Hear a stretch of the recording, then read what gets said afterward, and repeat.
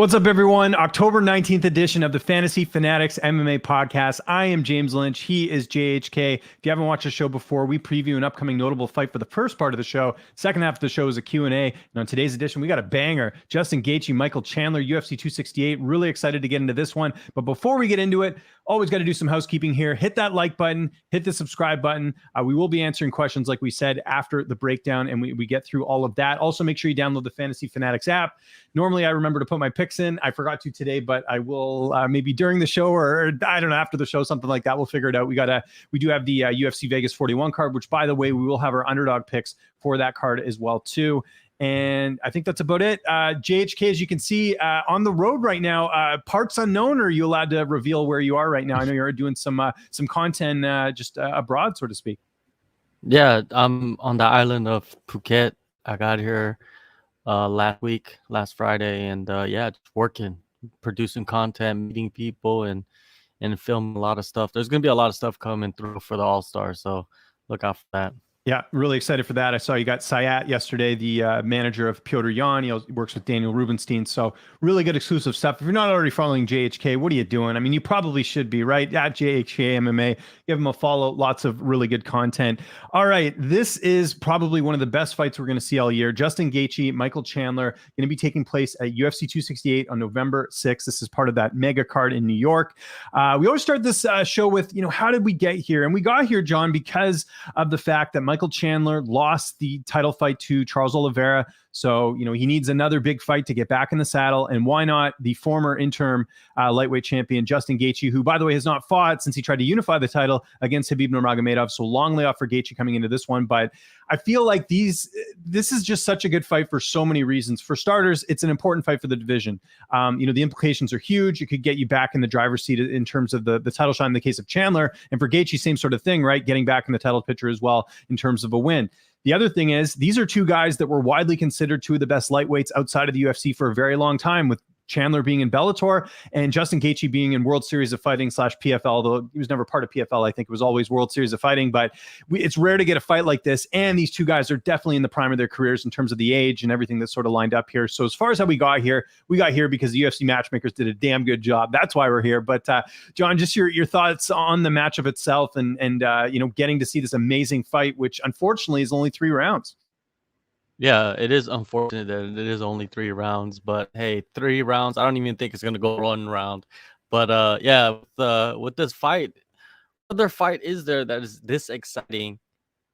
I say besides maybe the Rafael Fiziev and Brad Riddell fight, matchmaking wise, these are like just violent matchup. This is just violence versus violence, and what more can you say? We just need to get in and dig into these guys. Let's do it.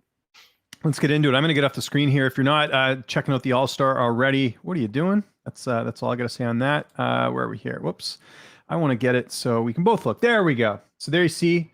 Check it out, theallstar.io. There's a whole preview page about this fight, including the information when it's going to come through. I love this, by the way. No other site does this. This is like, I'm not just saying that because, this is our show, but like, how many times do you see like a pivotal matchup like this have its own page? You don't see that. It's usually on like a, scheduled page. So great job here by James and producer Michael and everyone else as far as putting this one together. You look at the odds right now. Gaethje opening as the -185 betting favorite, and Chandler as the +165 underdog. The lines changed a little bit. Some money coming in on Gaethje, and then we're seeing some other ones, sort of go down a bit in the case of Fox Bet. So a lot of different odds here as far as that goes. And then in terms of the tail of the tape, let's have a look at it here. Justin Gaethje, 32 years old. Michael Chandler, 35. 25 fights compared to 28 fights, 22 wins apiece. 3 losses for Justin Gaethje, 6 for Michael Chandler, 18 knockouts, 10 knockouts. I mean, that right there, 28 knockouts between the two fighters. I mean, that's incredible, right? 91% finish rate for Justin Gaethje, 78% finish rate for Michael Chandler, 5'11" to 5'8", 70-inch reach to 71.5. Another interesting thing, right? Gaethje's a little bit taller, but Chandler's got a slight reach advantage. So it just goes to show you what that's all about right now. Now, in terms of the last couple of fights, I mentioned it there, starting with Justin Gaethje. 22-3 record. Last loss was to Khabib Nurmagomedov. I got to look up the date of that fight. I want to say it was 2019, right? That was back when they had that was that Fight Island card, right?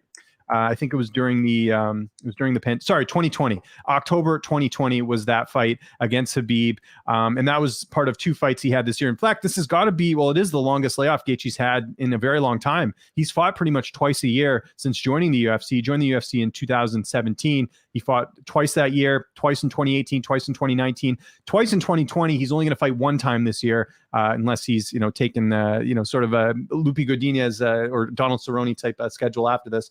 And you look at it there, all knockouts. Tony Ferguson finished. Very impressive, considering the guys that Ferguson's fought and the fact that they weren't able to finish him, including Charles Oliveira and Beneil Dariush. That looks even more impressive. Cerrone, that was a quick win. I was cage side for that fight. That was unreal.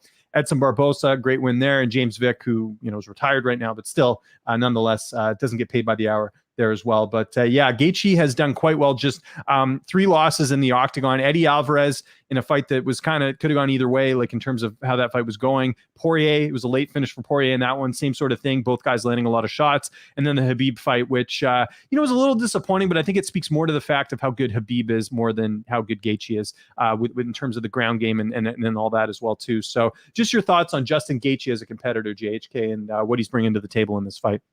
Yeah. What can you say about Justin Gaethje? He is one of the grimiest competitors. Like, he's a guy that what his game plan is. His game plan is to knock your head off, and he's gonna risk to do it. And we see in his record, right?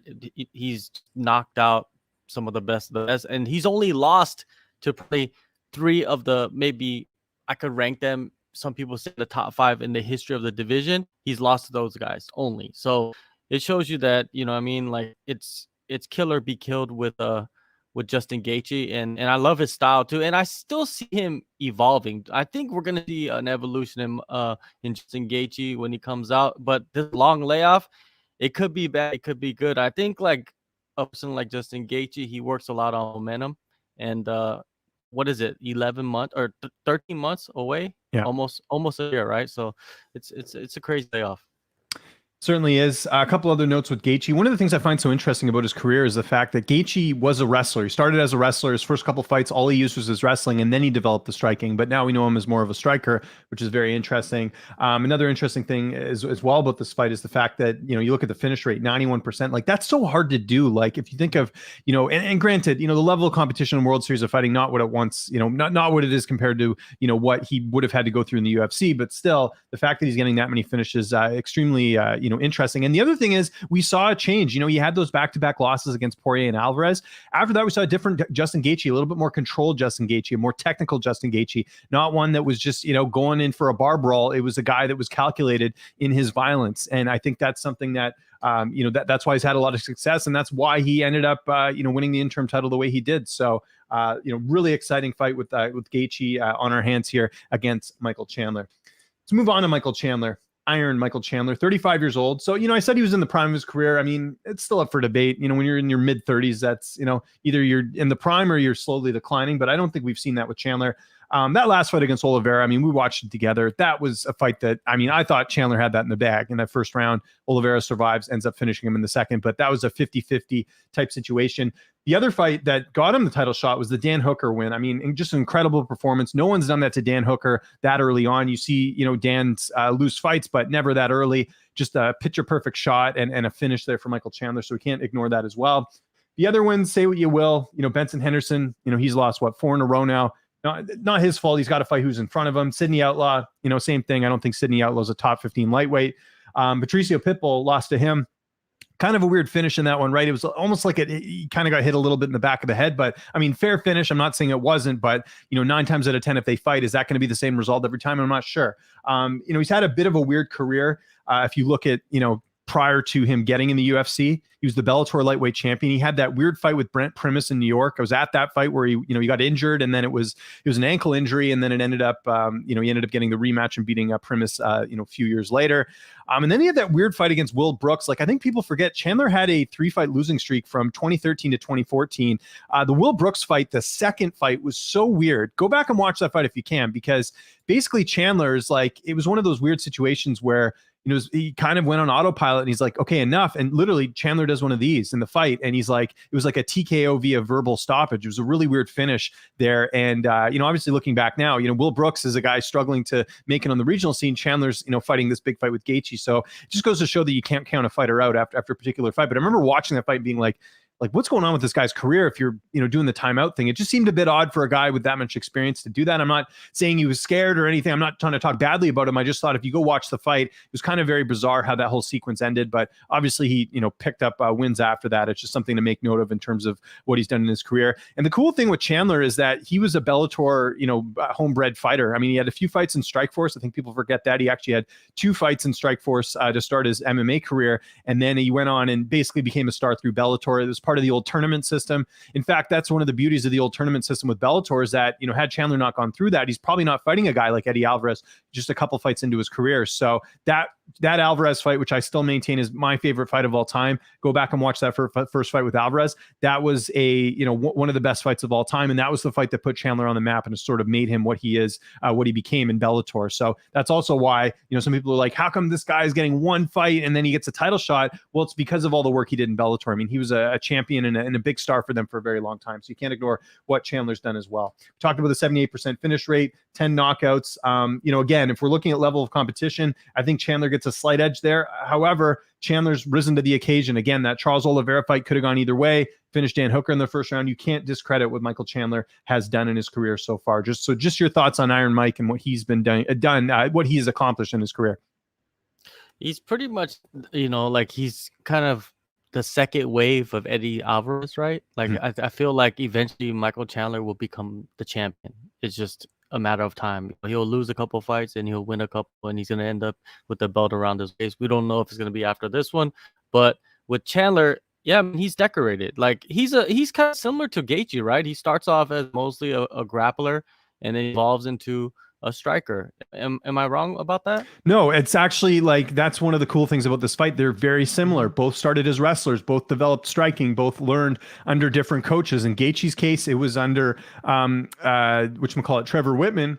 Yeah. With Chandler, it was under Henry Hooft, and he had some other coaches. I know he was at Alliance MMA for a bit. He was actually people forget Chandler started at Extreme Couture.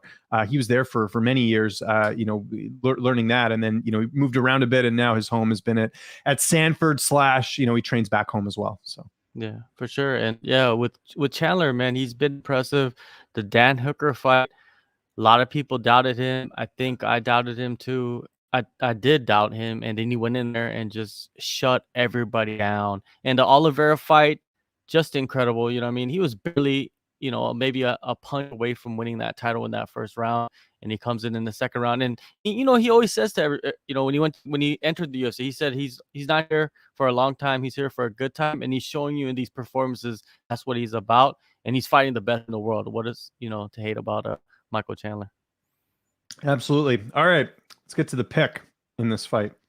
50-50 fight.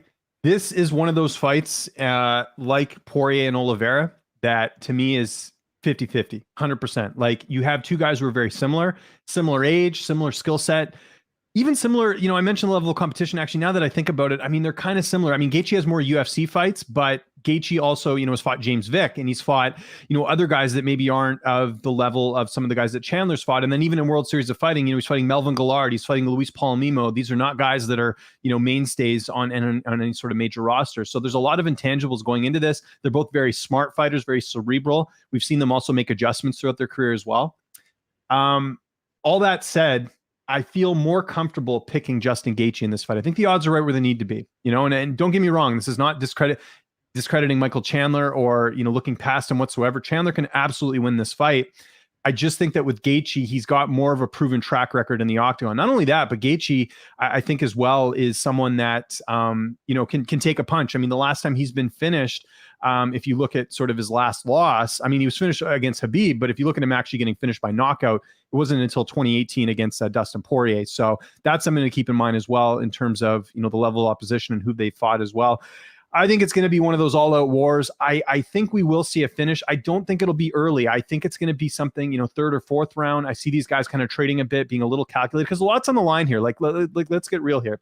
the implications of this, and I might as well mention this before I make my pick. If Chandler wins, I think he still needs one more to get back in the driver's seat, because especially if Oliveira beats Poirier. Now, if Poirier wins, that may open up Chandler getting the immediate title shot, but we'd have to see how that sort of plays out. If Gaethje wins, though, regardless, I think he's getting the next title shot. I don't think there's any debate there. He was an interim champion. The guy he lost to is retired. To me, it makes absolute sense of him getting the next title shot. And I'd have no debates about that. But I'm gonna go with the odds here. I'm going with Justin Gaethje. I think it's gonna be a third or fourth round finish here. I just think he's proven a little bit more overall, and I think he didn't have those hiccups along the way. Other than the only hiccups he's had were Poirier and Alvarez in fights that wwere razor close. Chandler's had more hiccups than that. Lost to Alvarez, lost to Will Brooks, lost to Patricio Pitbull. There are times we've seen more evidence of Michael Chandler losing, like, in a weird fashion, as opposed to Gaethje losing. With Gaethje, it was like a razor close loss where, other than the Khabib fight, I think Poirier and Alvarez, those were 50-50 fights. And it just so happened that the opponent got the better of Gaethje in that one. So I feel better about picking Gaethje here, and he's going to be my pick in this fight. JHK, who are you going with, and how do you think they get it done? One interesting factor in this fight is that Justin Gaethje trains every day with Kamaru Usman, and they're training for the same night to fight. They're in training camp together. Mm-hmm. And Kamaru Usman, who's his former teammate for many, many years, Michael Chandler. Mm-hmm. And I feel like that's a huge advantage for Justin Gaethje. Also, the time off that he's had since the last fight is allowing him to improve. And he's been in a lot of wars, man. He needs to recover the brain cells a little bit. I feel like he's going to come in fresh. But I just think that Mike Chandler's going to win this fight. Wow, surprise turn of events. Really seemed like you were going to pick Gaethje there. Well, that's interesting. Yeah, Gaethje had a lot of pluses on his side, but I feel like Michael Chandler's going to come in here and he's going to have a different game plan than what everybody thinks he's going to. Everybody thinks he's going to come out and he's going to fight like he did against Charles Oliveira. I feel from the start he's not going to do that. I feel like he's going to play from distance and he's going to try to wrestle him. And it might catch Justin Gaethje off guard. And look at what Khabib did to Justin Gaethje. He embarrassed him pretty good, right? And that was an embarrassing loss, right? And has he gotten over it yet? I don't know. I mean, where is he mentally heading into this fight, right? So I feel like Mike Chandler, even though he won it, he lost the last fight, the title fight. I think he's in a better place than Justin Gaethje, and I think strategically Chandler's going to fight different and win the fight. Could be a decision. It could be a decision. I think it might be a decision. Yeah, no, it'll be interesting. And the other thing I should mention as well, I think Chandler's got a bit of a speed advantage in this one. He looks a little bit faster than Gaethje, not by much, but that'll be interesting to see if Gaethje can figure that out. I think coach for coach, if I'm being honest here, and these are two world-class coaches, I think Whitman has a slight advantage over Henry Hoof. Just my personal opinion. I think Whitman's what he's been able to do with Usman and some of the other fighters that he's been working with, Rose. You just see more and more evidence of Whitman being a superior coach. So we'll see if that. But on the flip side of that, right? Yeah. He's getting 3 fighters, 2 title fights, and this fight ready for the same night. Yeah. That is, I think, overload right there, right? Because he's used to having the small gym with a couple fighters, but not all fighting at the same night, and 3 of the best in the world with everything on. That's a lot of pressure for that team, I think, and especially for Trevor Wood. Yeah. No, we will see. All right, we're back on screen here. Well, we were on screen before, but just a little bit bigger. All right, let's get to the chat again. Guys, hit that like button, hit the subscribe button, and make sure you download the Fantasy Fanatics MMA app. We'll get to our Underdog picks a little bit later, but this is going to be the Q&A portion of the show. We actually did that pretty quickly. Hey, what's up, guys? Do you think Gaethje will get the title shot if he starts as Chandler? And what do you think happens to Michael if he loses? All of his UFC fights will be fun, but he's 1-2 on paper. Context, though, my man. Context. Look who he's losing to. Even if he loses this fight, it's not bad to lose to those guys. It's no different than Dan Hooker when people are calling for him to, be cut and all this crazy stuff. It's a level of competition has a lot to do with it. Like I said, I think if Gaethje wins, he gets a title shot. If Chandler loses, it's not the end of the world. There's a lot of good fights for him in that division. Islam Makhachev, if he beats Hooker, maybe that's a fight. I don't know. There's a lot of options, though, in my opinion, the lightweight division's so deep. It's probably as deep as it's been in a while. So I think, I think Chandler will be fine. I don't think it's a big deal. I believe Chandler moved over and signed with the UFC. It took a little bit, right? They're negotiating. I feel like Chandler has like one of those 6-fight, 8-fight contracts. Like he wants that long haul and fulfill his contract. Maybe even retire, when it's over, who knows, right? He's getting kind of getting up there in age, but yeah, even if he loses, he's still in a good spot. He's lost to 2 of the best of the world. Like, look at the rankings. There's guys on 4-fight losing streaks that are still ranked. Yeah, no, it's Gaethje's true. Chandler's not going anywhere. I agree. Let's get to our next question. Also, could the loser of this fight and the loser of this title fight in December, or would Dariush slide in somewhere? Dariush is another option, right? He's got to fight one of these guys. So yeah, well, like I said, there's plenty of options here. I don't think the UFC is going to be, worried about that. Euro, what is up, my man? Good to hear from you. I believe Damir Ismagulov and Matthias Gamrot can compete with the top 5 guys, Gaethje and Chandler included. Too early to say, honestly. Like, we got to see, there's a progression, right? It's like Islam, right? Islam should beat Dan Hooker. We talked about this on the show. What was it, last week or week before? If Islam goes out there and performs very well, that's great. But, when you start talking about guys being in the top 5, you need evidence of this in terms of level of opposition. They've looked great. They've A+ performance, not denying that. But we got to see a little bit more from both of those guys if you want to be in that top 5 conversation. It's no different than Islam, in my opinion. So, your thoughts? But those guys, Ismagulov and Gamrot, incredible talents, man. You just gotta. And Damir, he's never lost a fight, right? He's had a bunch of UFC fights so far. And Gamrot, he was the KSW lightweight champion, right? So those guys, we just gotta let them fight and see where they go from here. But sometimes, man, these guys just continue fighting, but they don't ever move up in the rankings at all. So one of these guys, I think it's gonna happen to them. Thoughts on Oliveira saying Gaethje's last fight was the worst performance he has seen in his life and that he died? Wasn't there like, I mean, he's not speaking English, right? He's speaking Portuguese. So I don't know if that like got, as far as the died comment, I don't know about that. As far as, it not being a good performance, I mean, is that the worst performance we've seen in the octagon? Absolutely not. There's a bit of gamesmanship in that, I'm sure. But it wasn't a great performance from Gaethje, but look who he's losing to. A guy that people consider the greatest of all time. So I don't think, he never had to fight him. Who knows how that fight would have gone if Oliveira would have fought him. So there's a bit of gamesmanship in there, but no, that is not the worst performance we've seen in the cage. I can give a handful of examples of ones that were way worse than that. So I just love that he said that he died. It's like, okay, did he really say that, or did you just make it up? Like, did the translator make that up? Yeah, I was going to say, did Google Translate? I'm guessing he did an interview with Guilherme Cruz, I think, from MMA Fighting. So I'm not sure if that's the interview that it's from, but just saw something on that. Lucas, is Julian Marquez and the Beverly Hills Ninja getting rebooked, and who do you have in that one? I've not heard a word. I don't even know what happened to Julian. It was something health related. It wasn't COVID related. It was something to do, I don't know if it was with his weight cut or what the deal is. He did miss weight one time, remember, against the Chirico. But yeah, we haven't heard much. Apparently he's doing better. I would hope they rebook that fight. That was a good matchup on paper, and my pick wouldn't change. I still like Julian Marquez in that fight. I think he's more technical, and I think he would go out there and potentially get it done over Jordan Wright. There's more evidence of Marquez being, better against better opposition than Jordan Wright. Just my thoughts. But I like both guys. They're great. It's hard for me to see Chandler winning after getting knocked out by Charles Oliveira. Justin hits twice as hard. That's a good point too. Yeah, Justin Gaethje does have more power than Oliveira, in my opinion. So, yeah, that's a notable point for sure. Your thoughts on that? It is a notable point, but then it's just if he's able to land. That's the thing.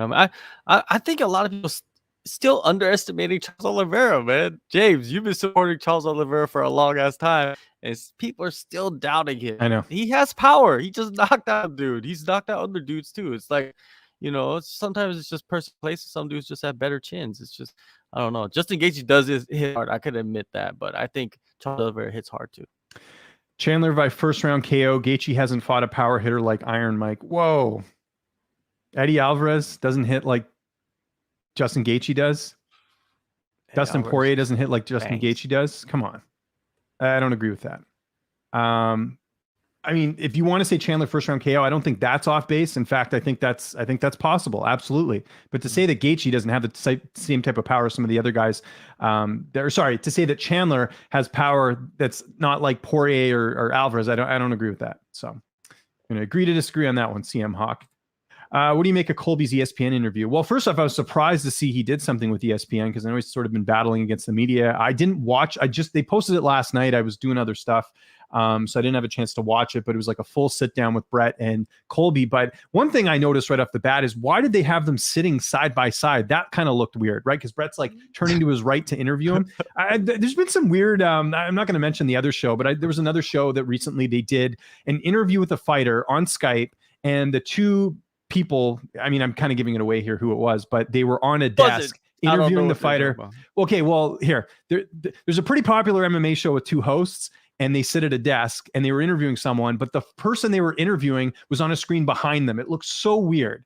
Like I think what looks better is having like a 2-shot of the hosts or 1 shot of one host answering the question close up like I am here, and then having the fighter's actual like feed come through the second box. I think that looks way better than talking to someone that's behind you. That just looks so odd. But that's what the Brett thing reminded me of. But anyways, to answer your question, I haven't seen it, so I have to sort of dig into it a little bit. So yeah, I haven't watched that yet. Maybe I'll get an interview with Colby. We'll see. I know he's not doing much media this fight. So yeah, it looked like they both like went to the movie and sat down, and that's like, that's because I watched maybe like a minute of it, and then I was like, I got something else to do. So yeah. Well, to get it done. There was a headline that came out of the interview. I caught the middle of it, the beginning of it, and then I watched Chael's reaction to it. But yeah, the interview, like the headline came out that said they were gonna strip Kamaru if he didn't fight Colby. I'm like, come on, really? Is that what you're gonna say? Is that selling anything? No, but that's like part of the whole thing. It's like the ref stoppage, all the stuff, right? Like it's just like you say this, people are going to write it. It's like that manager who says that Kamaru Usman's going to beat Canelo Alvarez in a boxing match. Like I know we all know that's not going to happen. Come on. Okay. So anyways, who do you prefer in the Ali Quinta or Bobby Green fight? Well, when you say prefer, that means who do we want to win? I mean, if as far as a pick, I would have to go. Actually, what are the odds on that? Do we have that up yet? Let me just double check. Who do we want to win? Or I mean, well, he's saying prefer. Win. Yeah, that's what I'm saying. Who do I want? I mean, I like both guys. I don't. Both guys are great fighters, but I think Bobby Green would. Yeah, I would have to favor. We don't have odds yet for that fight, but I'll tell you this: if Bobby Green's anything close to underdog money, I would absolutely put money on him. Iaquinta's coming off a major injury.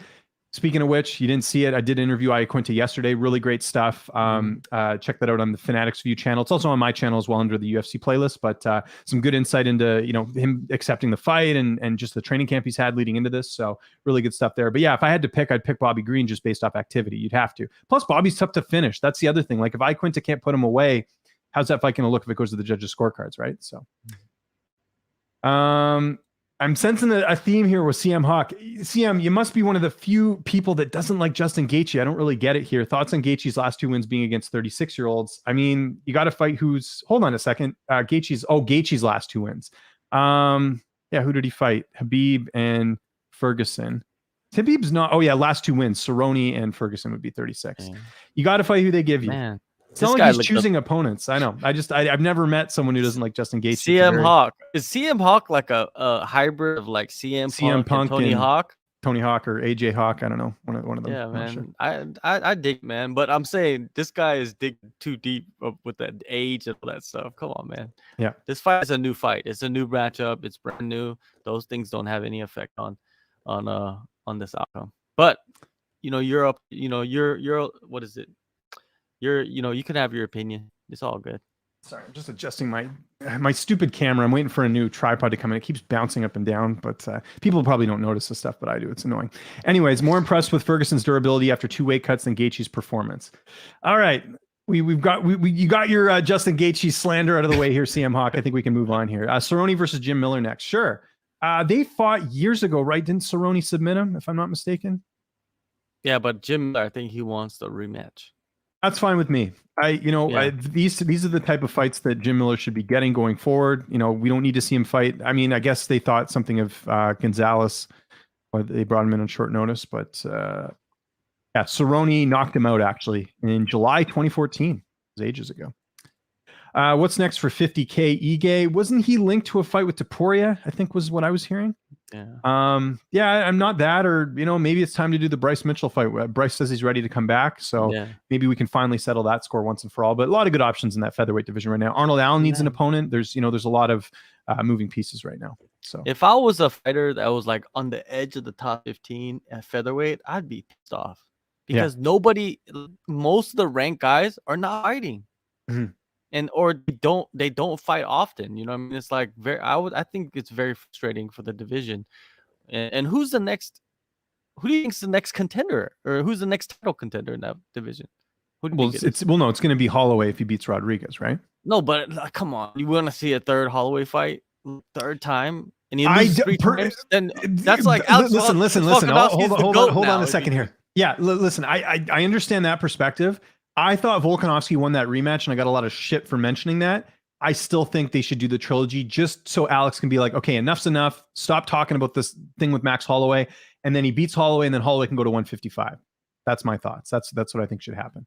No, what's gonna happen is Holloway's gonna win the fight. And then we get a fourth fight. Yeah, no, they got to switch it up. We'll see. Yeah, see what's going on. But the division, man, these people need to fight, man. It's not, Josh Emmett. Besides Josh Emmett, Josh Emmett has been injured. Who else? Like, are these guys going through injuries? Like, is Arnold? Oh, Josh Allen injured too. Yeah, Arnold Allen's just that's someone got mad at me for saying this the other day in my live stream. My thing with Arnold Allen is that he's just not like he can't create momentum because he's so inactive. And I don't know if that's fighters turning him down or what the deal is, injuries, visa issues, whatever. He just hasn't been able to create any momentum. And unfortunately, a lot of the wins he's had are against guys that aren't like gonna get you that, in a great conversation, right? So that's he's sort of a victim of, just not being active and also not really blowing people's socks off, so to speak, in terms of his performances. So that's what's going on with Arnold Allen. How's it going, Roman? Good to hear from you, buddy. Joseph likes Bobby Green in that fight. We do as well. It's probably going to be the most explosive fight in the lightweight division. You are correct. Where does Triple C rank in both your GOATs list top 10? Yeah, I'm a fan of fighters that defend their titles. So I would not have, I guess if you want to put him in your top 10, I don't have time to go through the entire history of the UFC and their roster. He probably would make it there just for, being a double champ, but I don't know. You got to fight. You got to defend your title. And, that's one of the things with Khabib as well, where I sort of take issue with people saying he's the greatest of all time. We'll probably never see a fighter go undefeated like Khabib did. So that alone should put him in a top conversation. But, you look at a guy like George St. Pierre, who fought how many years as the champion and defended against top-notch competition. That's got to count for something over a guy who didn't win the title. And granted, there were times when maybe Khabib should have got a title shot or whatever. I understand there's a lot of politics there, but I'm more about the title defenses. I think that should put you more in the conversation when you're dominant, like a Demetrius Johnson, for example, something along those lines as well. So that's my thoughts as far as Triple C. What do you think of him? Triple C, he's, I think like his persona makes his accolades, it diminishes his accolades. Let's just say that, right? And now I think I don't think he's ever going to come back, but top 10 GOAT status, I don't know if I would put him in the top 10. Yeah. Am I wrong for that? I don't have an issue with it because, there's, I don't know. It's the GOAT talk so subjective. I just, I don't know. And also, can I point something else out that kind of annoys me? Why do people, like, I get this every now and then. Why are people so concerned about seeing him fight Volkanovski? I think Volkanovski would absolutely beat him, no problem. Like, yeah. And that's not a fight I'm clamoring to see. I'd rather see Volkanovski, if anything, fight some of the guys at lightweight, to be honest, if we're talking about contenders or whatever. But I have no interest in seeing Cejudo and Volkanovski. Could Cejudo win? Absolutely. But I don't know. I think I'd take Volkanovski. I think he is probably the most underrated champion on the roster right now. Are they pushing for that? Or it's every week he does some interview and then he throws it out there and then it's in the headlines and everyone's like, Cejudo's training is comeback ? Even I get people messaging me being like, hey, is Cejudo coming back?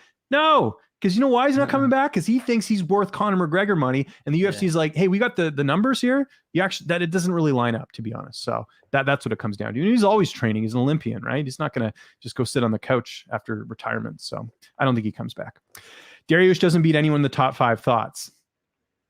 I don't know about that. Yeah, I don't know. I think there's some winnable fights for him, but styles make fights. You never know. On a given night, I think any of these guys can beat each other. When you go out there and just sling fists, and Dariush has knockout power as well, and he's ranked in the top 5. Come on, guy. Yeah. What else do we got as far as questions? Volkov Tybura prediction. Volkov decision, probably. Yeah, I think Volkov could probably get a knockout in this one because 3 rounds. So I figure maybe not a knockout. I think other than Sakai, who's knocked out Tybura recently, has there been anyone? Nah, Tybura's been doing pretty decent. He's pretty durable. Nice winning streak, but not great competition along the way. Greg Hardy, Ben Rothwell, Grisham, Spivak. Yeah. Oh, I guess Shamil knocked him out as well, and Derek Lewis. Forgot about that. Okay, maybe he has been knocked out, but I don't know. Volkov's not really. He hasn't been finishing a ton of guys. How can Roman hate Dariush but love Rakic? Well, it could be where he's from, right? He's got to support his guys. Yeah. Colby's going to win. What do you think? Yeah, I don't know. This, here's the weird thing about this fight is that, like, I don't like I mean, we did our breakdown. Actually, did we do that? Yeah, we did that fight already, right? I Yeah, always yeah, forget. I We think did a so. whole bunch. We both picked Usman. I think I don't know. Like you never know when a guy's been in the gym that long and he's working on things. And like I mentioned in that breakdown, the fact that he's not at ATT is probably a positive with the fact that it's all about him and not about the team, right? Going into this fight. I think Colby could surprise some people, but we just have more evidence of Usman actually evolving. So yeah, I think I don't know. It's an iffy fight, but I mean, gun to my head, I got to go Usman. So Of course, man. You make great points. But yeah, Colby, man, we don't know what he's gonna come out as, right? With this and fight, the with this new implications. training, yeah, implications. This new team. I know he's been with them, but when you have a new team, it takes a couple camps to get really gel together. So maybe this is the perfect timing for him. Who knows? But I wouldn't be mad if Colby was champion. You know why? I'd Because the love it. Masvidal fight.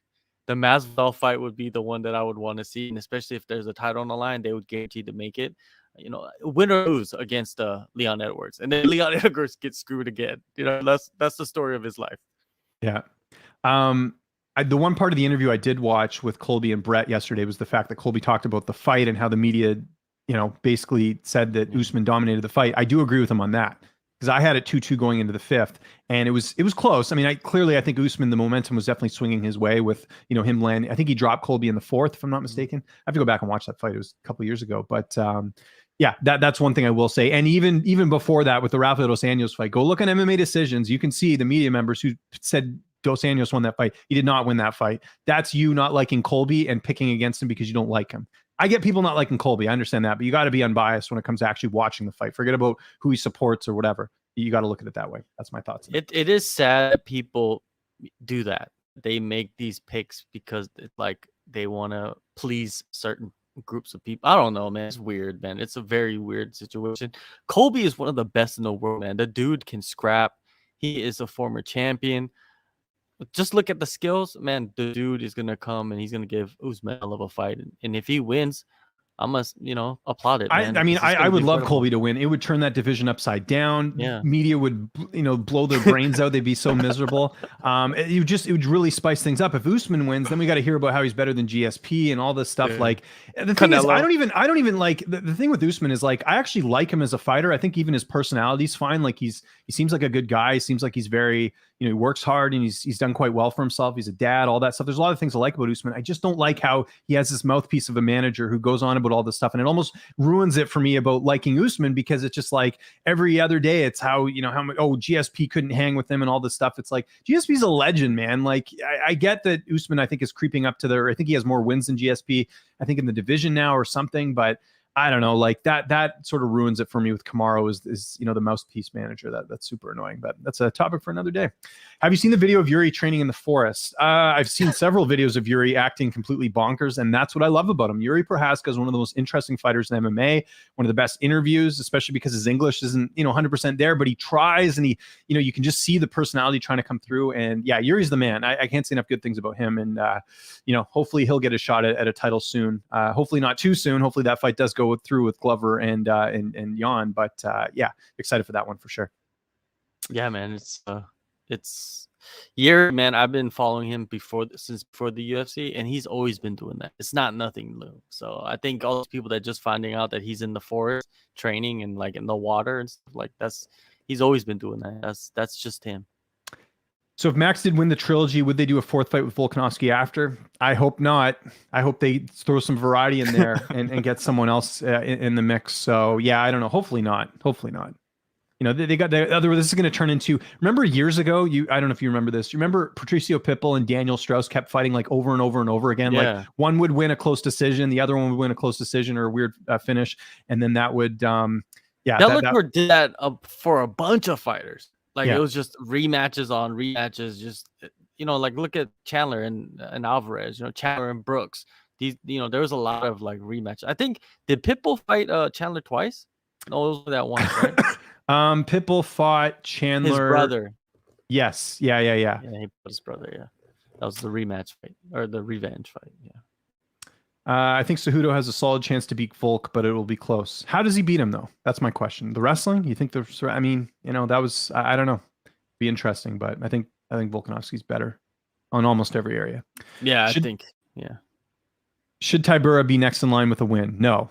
There's way more deserving opponent. Even if he beats Volkov, and I know he's on a winning streak, but it's who he's beating. You have to beat quality opposition to get that title shot. That's like saying like Leo Santos should have fought, Habib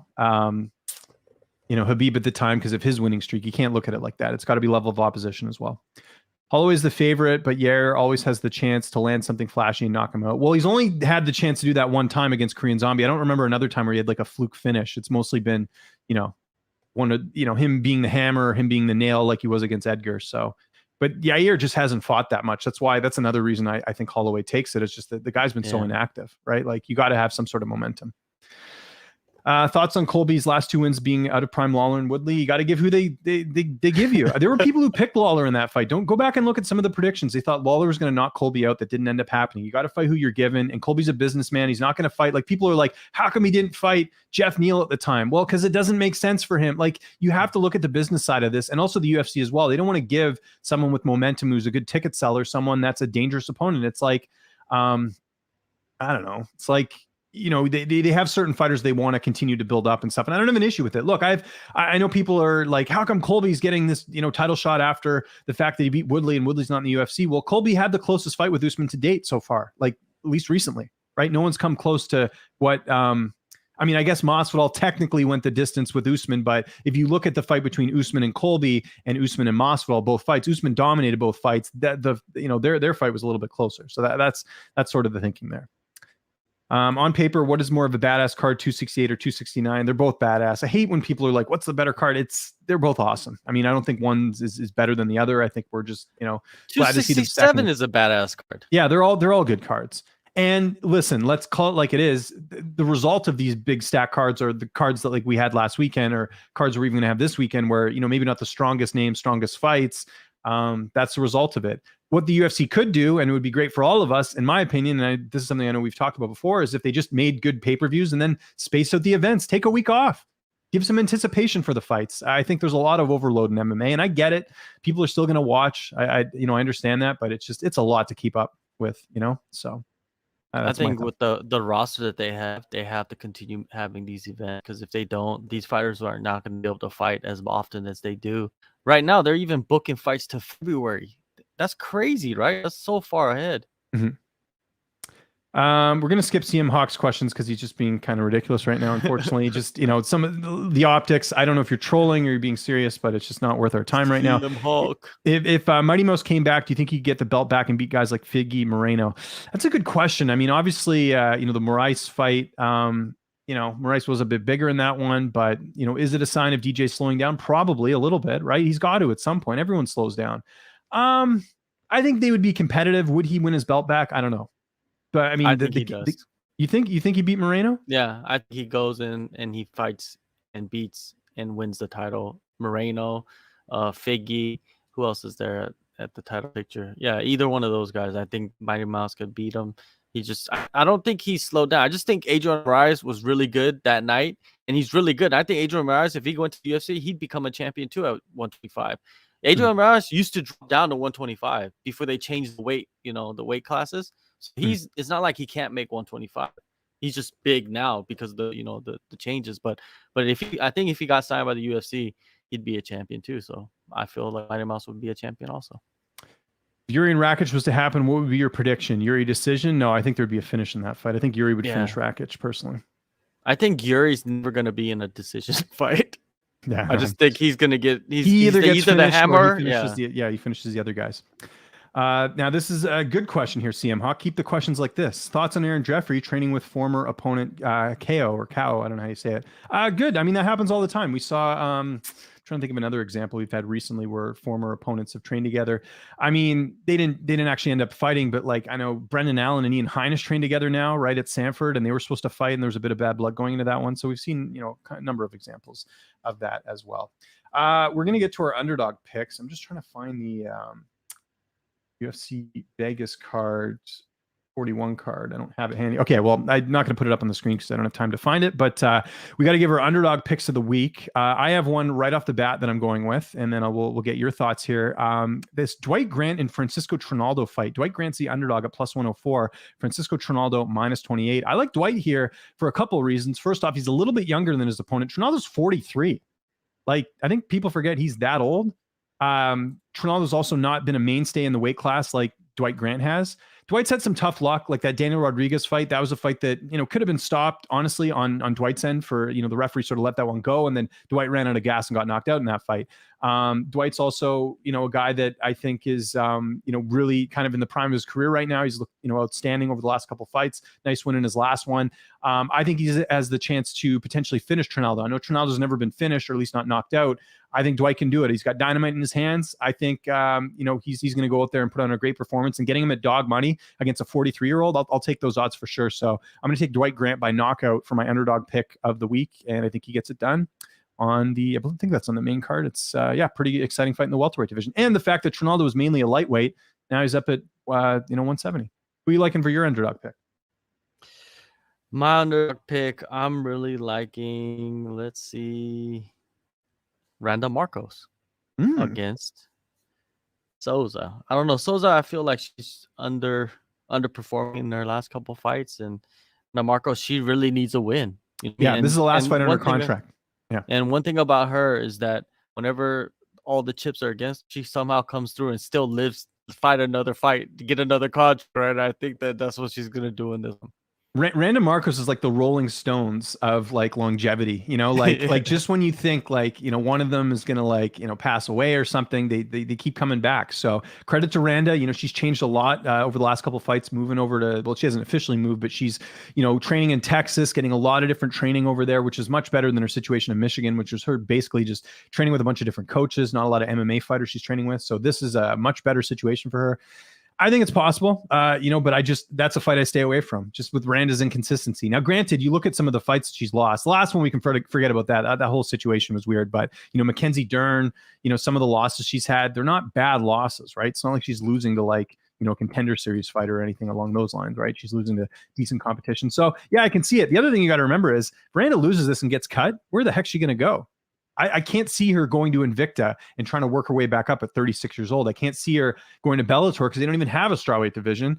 Ryzen, maybe. Do you want to do all that travel? Also, you got to wonder this, and don't want to get too much into this because I could see people getting upset about it. But does she want to start a family at 36? Clock's ticking. So that's something you got to consider as well. So this is a big fight for Randa. If she wins, she obviously lives to see another day in the octagon. If she loses, is that it for her in MMA? Could be, right? She's part of that original strawweight cast on The Ultimate Fighter, one of the few that's still standing. So, yeah, there's a lot of like soul searching to do if she does lose this fight and get cut. Am I going to go fight for, ex MMA? Like that seems like there's a lot of promotions nowadays that are taking up a lot of the UFC veterans and putting them on these cards, right?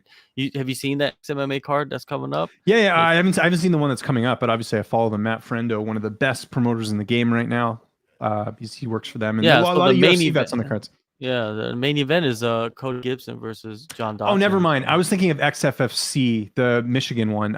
You're talking about XMMA, the one where they had Cody Gibson and Dodson, right? John Dodson? Yeah, the main event coming up.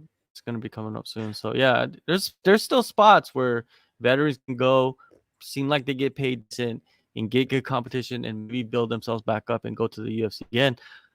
Or get signed by a big promotion, maybe Bellator. Who knows? You know what I mean? But yeah, your Bellator, do you want a 36-year-old in your promotion? I don't know. Like that's kind of how I look at it. It's not like Randa's like a big ticket seller. And I like Randa. I'm not saying this to discredit her. I'm just saying that, you got to look at the optics of it, right? So yeah, I don't know. We'll see a really big fight coming up here this Saturday. Okay, let's get to just a few more questions here. We are going to dart off here a little bit early. So let's get into it. Trinaldo once had a 7-8 fight win streak, and I thought he beat Hernandez. I thought he beat Hernandez as well. But yeah, activity is a killer, man. Making noise. I don't know. He never really did anything like super notable that got him like any sort of attention in the division. So that's why he is where he is now, and he's fighting at welterweight. So yeah, this is exactly what you're saying right there. Is like he was winning, but nobody knew he was winning, and that's a problem, right? You got to make noise. If Patty the Batty was on a 7-fight winning streak in the UFC, you would know that he's on a 7-fight winning streak in the UFC, right? So it's personality. That's why I talk to managers all the time about this. It's like some guys just don't know how to promote themselves. If you're on a 7-fight, 8-fight winning streak in the UFC, you should be able to promote yourself so you could get better fights, right? There's no doubt the UFC will look at that and say, "Oh yeah, let's do it. Let's just get some big fights." But for some reason, Trinaldo is just like he's there, he fights, he gets paid, and he goes home. Yeah, nothing else. That's true. Let's keep the questions coming. We'll take a few more before we wrap things up here. Where's Marina Moreau? She's one of my favorites. A few years ago, we never see her. When was her last fight? Was she's hiding from what's her name? Agapova, which yeah, I might be getting an interview with Agapova. Yeah, she hasn't fought since March of 2020. Just a bunch of canceled fights. Withdrew from De La Rosa, withdrew from Talia Santos, withdrew from Mana Fior, and this last fight. So I don't know what's going on with her. That's 4 fights in a row. She's like the remember David Terrell back in the day used to pull out of fights all the time, or Carl Parisian. Well, with her, I saw pictures of her training at the American Top Team recently. So yeah, she's training. I don't know what's really going on with fights. Yeah, I think they got to do that Agapova fight though. It's a grudge match you don't get too often in MMA. Easy. So Alex Pereira or Michelinas prediction, got to dig into that one a little bit deper. I've seen like little bits and pieces of Pereira, but I don't really know how good his MMA game is, so I got to look into that. Great kickboxer, obviously knocked out Adesanya, but and I'll answer this other question because I know people always ask this. If he wins one fight, he's not going to get a title shot. He's got to work his way up. It's like Joseph Duffy. Like people forget that Joseph Duffy had a win over McGregor, and when they signed him, like, hey, this is the only guy to beat McGregor, one of the only people to beat him. And he had some troubles. He had that big fight with Poirier, and then after that, it was kind of downhill for him. So I don't think there's any guarantees that Pereira and Adesanya fight at any point. So we'll see how it goes. Is the Sugar Show our version of MVP? No, because okay, I actually it's tough to say. You gotta let it simmer. You gotta let Sugar Show simmer more because MVP's been around for a long time, and come on, MVP has way better highlights than the Sugar Show. Let's just keep that real. But yes, we gotta let the show ride out and see what happens. If Sugar Show if he goes up there and beats someone, because he beat Douglas Lima, right, which is a top 5 guy in that division. Well, did he beat him though? That's the question. Yeah, he's in his hometown, right? Or that's a good question right there. It's like it's a questionable decision, but still, he beat him. It's on the record. I think Sugar needs to go up there and fight somebody in the top 10, top 5. You can beat him, man. I don't know. You still got to give him time, right, James? Like you can't just like say, "Oh, he's not he's gentle, right? He can't handle the the kicks or whatever, the leg kicks or whatever." You got to give him time, man. We always doubt these fighters, and they end up coming back, and they're like, "Oh, I told you so. I knew he was gonna." Like, I'll give the perfect example of Michael Bisping. Mm-hmm. Exactly. Can't ramp fighters off so early. You got to give them time to see what they can do. All right, good time to end the show here. If you guys have any questions, our Twitter handles are here. Feel free to hit us up on there, hit us up on the video, leave a comment. We'll try and reply when we get back to it as well.